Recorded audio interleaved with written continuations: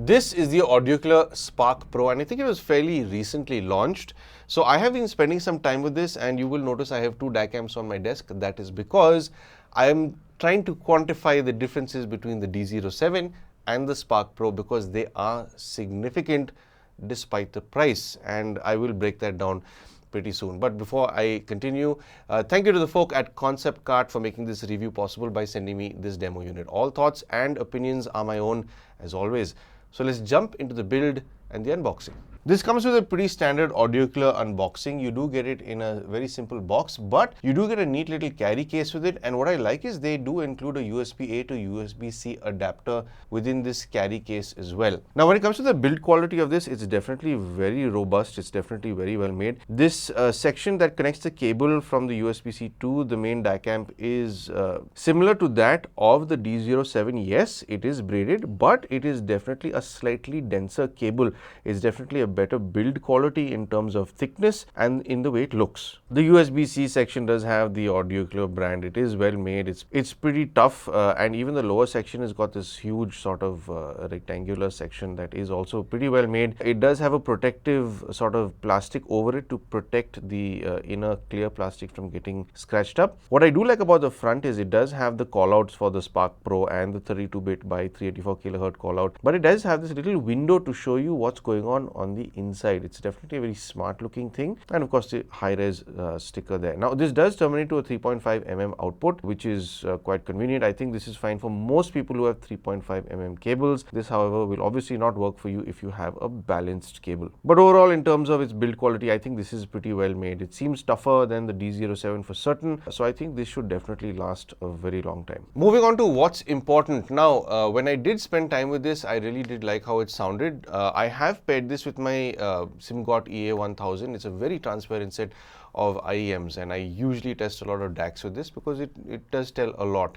Now, I couldn't really complain about this because the overall quality that comes from it is it's good. I mean, in the sense, if you throw high-res audio at it, it will come through pretty cleanly and clearly. But it did seem to be a little richer in detail when I was listening to this, especially when it comes to the price it's being sold at, which is when I said, let me compare it to the D07, because they're not similarly priced. There is a price difference, no doubt, but I said, let me check it out because the D07 is liked by a lot of people. So I did start checking both of these out. Now, spec-wise, this does have the same DAC chip as the D07, but the main difference is where the amp chip is. In fact, this does have considerably more power in its output compared to the D07. Now, this is where a lot of things will change, and an amp, a lot of people I don't think realize, makes a huge difference, in this case the amp chip, to the way your music or media will sound. So I did do a lot of A/B testing. I've thrown jazz, blues at this, I've thrown some EDM at this, I've thrown orchestral music at this, and the significant differences are stage, imaging, overall separation in the instrumentation and vocals, the level of attack that it has with certain frequencies in terms of lower frequencies, upper mids and highs. Things seem more sort of, they want to be brought to you with a lot more purpose with the Spark Pro compared to the D07. The most obvious difference between the two is the staging. In fact, the D07, as nice as it is, it's just not anywhere close to the Spark Pro. In fact, when it comes to its overall staging, I noticed that the voicing, the phantom channel with the D07 is kind of maybe a little wide, maybe that wide. But when I shift over to the Spark Pro, it tightens up, it becomes more center focused, and the width in stage suddenly expands with the Spark Pro. It's a considerably different experience between the two. In terms of tuning, both of these are pretty similar. I'd say they're not exactly too colorful. There is a bit of color, no doubt, that's added. There are accentuations in the high frequencies and low frequencies.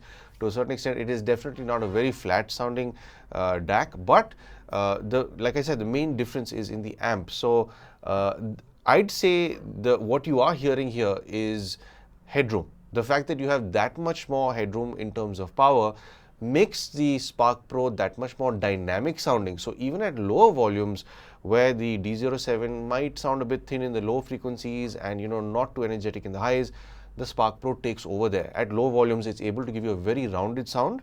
And also when you start boosting it, the Spark Pro will get considerably louder because it does have that much more of a power output. So if you are that person who likes to listen to your IEMs loud, I would not recommend doing this for prolonged periods of time.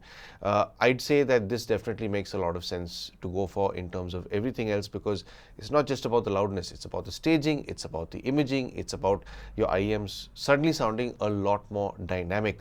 So I would say that the Spark Pro makes a lot more sense than the D07. In fact, if you do have the money for the D07, I'd say stretch a little more, stretch that bit more and go for the Spark Pro, because this to me is a terrific beginner set, a beginner DAC amp. It will give you the resolution you want. In fact, it makes the EA1000 sound considerably cleaner than the D07. The D07 in comparison makes it sound a bit muffled. You know, all your music, all your media sounds a bit muffled. It sounds held back. It sounds veiled. The Spark Pro is the more resolute sort of sounding DAC amp, and I would definitely strongly recommend that. So if you do want to buy this, I will tell you the differences in pricing. The D07 does have an MRP of about 1599, but it does go for, today at the time of recording this video, 849 rupees. Great value for money, yes. But the Spark Pro does have an MRP of 2449 in terms of its MRP, and its selling price right now is 1529. That's 1529 rupees. So you throw in a little more, maybe 600 rupees more. So, and you get something that's considerably better. And by considerably, I mean it's, you know, there is a factor of diminishing returns. Let's say if you spend 1,000 and then I say buy something worth 5,000 rupees, that is, you know, you're not getting that much more value in terms of what you spend.